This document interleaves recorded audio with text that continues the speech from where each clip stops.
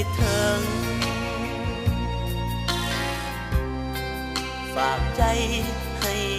ข้าหนึ่งฝากความคิดที่ซาบซึ้งถึงคนยังฮักกัน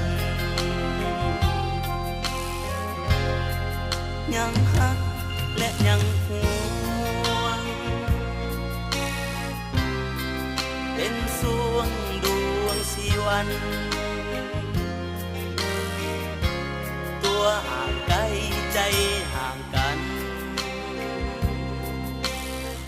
แต่สองใจนั้นยังซื่อตรงอย่าลืมคำมั่นสัญญา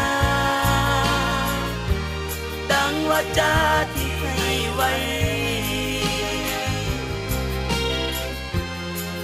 ทุกสิ่งจะสมดังใจ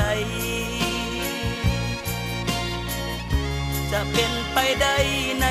อุดมการณ์สุขนั้นจงสุขี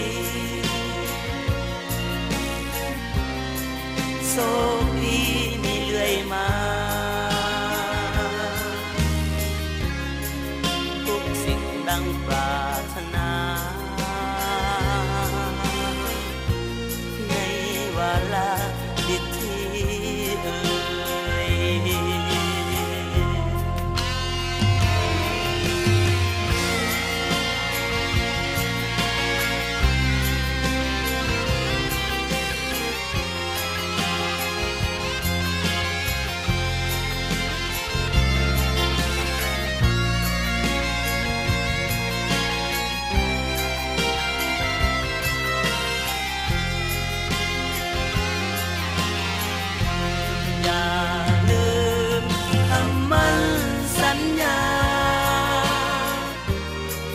วาจาที่ให้ไว้ทุกสิ่งจะสมดังใจ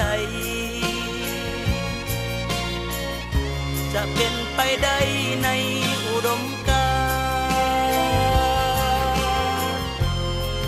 สุขนั้นจง